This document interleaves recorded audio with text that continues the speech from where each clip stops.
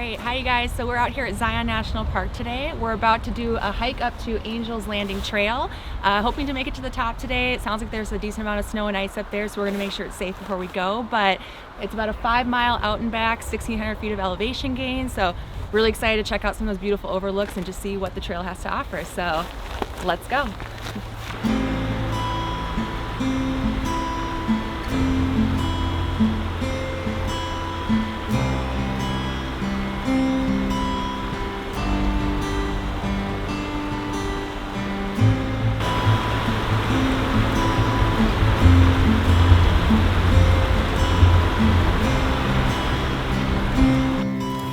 My name's Alecia. I'm 32 years old. I'm from Andover, Minnesota.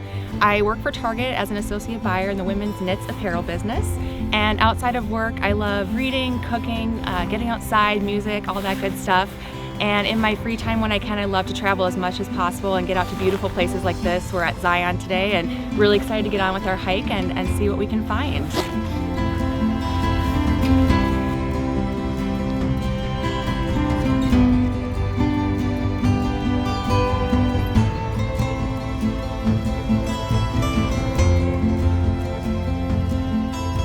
So the thing I love about traveling so much is that I'll never be able to go everywhere, see everything, or do everything. That's also unfortunately one of the most disappointing things about it, but it means there's always a new adventure and some place new to go. I just love, learning about the new cultures, the places that I go, meeting new people and hearing their stories, and there's just so much beauty in this world to explore. It's something I hope to continue, for many, many years to come.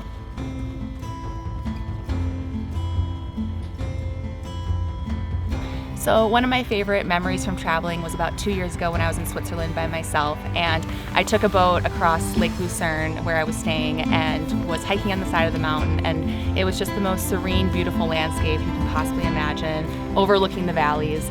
And I was out there for myself for several hours, a couple at a time where I didn't see anybody, and it was just so picturesque and so empowering to know that I got myself there. I was doing this on my own, relying on nothing but my own instincts and sense of direction to bring me to this beautiful place and have this wonderful experience.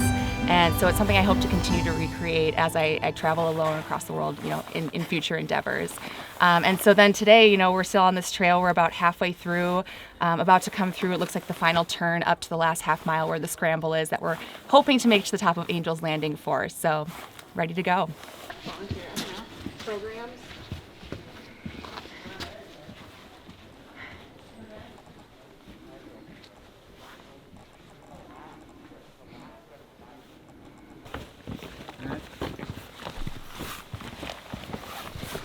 All right, so we just met a couple people on the trail that we wanted to talk to. They're just coming down from Angel's Landing. So can you guys tell me where you're from and what your names are? Yes. I'm Anna. I'm Rachel. I'm Lizzie. I'm Jeff. And we're from Memphis, Tennessee. Awesome. And what brought you guys out to Zion this weekend? Wanted to get away right before Christmas, hence the hats. Yes. And we've never done Zion. And so we heard it was a little less crowded this time of year. And so we Here we picked this weekend. Awesome. Did you guys make it all the way to the top? We're gonna let her answer that question. It was just way too icy. I made it there's this one last leg, and then I made it up halfway there, and then I was just talking to everybody, and everyone had chains on their shoes, and I was like, I just am not skilled enough to do any of that. I was just too scared. Our goal is to come back in the summer and do it when there's We'll be back in ice. July. There you go, part 2. You guys are just coming down. How was it? I heard there's some ice, maybe some snow. So I think each of the three of us had a different experience. For myself, it was much easier than I thought it was, and it was technical, but there's a lot of chains for aid, and then different people choose to have crampons on their feet and others don't. I didn't use anything, and I found it shockingly easy after hearing all the terror stories.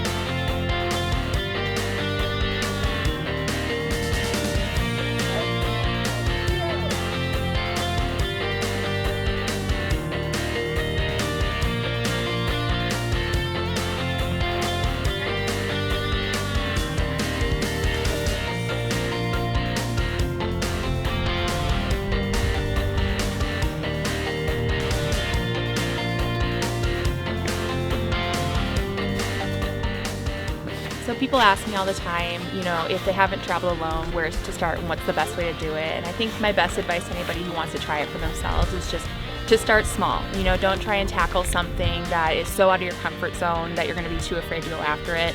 My first trip by myself was actually just 2.5 hours north of where I live. It was an overnight in Duluth, Minnesota, and that was a big deal for me at the time. But when you start with something that gives you just a healthy amount of fear, and then you keep building on that slowly but surely, pretty soon before you know it, you're going to be taking leaps that you never thought you could make before.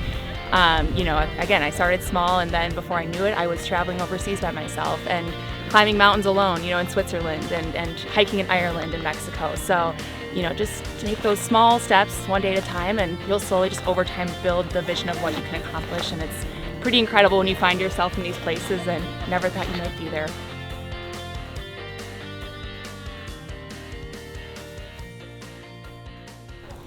So the whole reason I'm out here is because when I was 29, I was diagnosed with cervical cancer, and never expected to get the news. Nobody does, but especially in your 20s when you still think you're invincible, that you've got your whole life ahead of you, and everything is supposed to be promised and guaranteed, and then you find out that it's not. And I'm so grateful in retrospect for that, that course correct in my life that gave me the gratitude that I have now for my health and everything that my health affords me. And I'm just so happy to be here in these beautiful places. I just made it to the top of Angel's Landing, which was just a crazy feat. My hands are raw.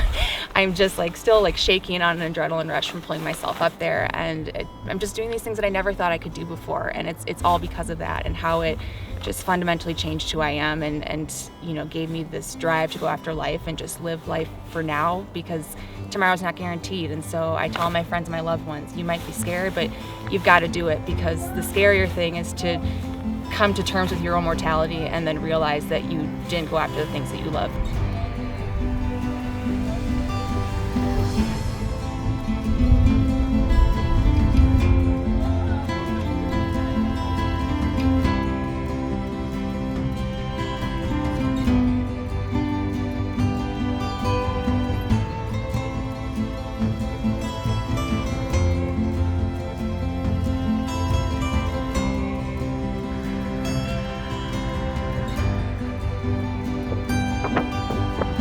If I could give anybody one piece of advice, I think it would be to go after the things you want and not let fear hold you back.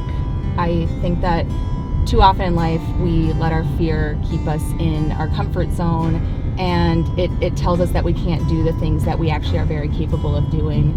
And once you kind of push yourself to move through that fear, you feel it, you breathe through it, and you just go after the things you want anyways. You start to take more steps in life, and you start to do bigger things, and slowly you start to even just expand your vision of yourself and what's achievable. And before you know it, you can look back on all the progress you've made, and I think you'll always be really astounded by the steps that you've taken and how far you've come.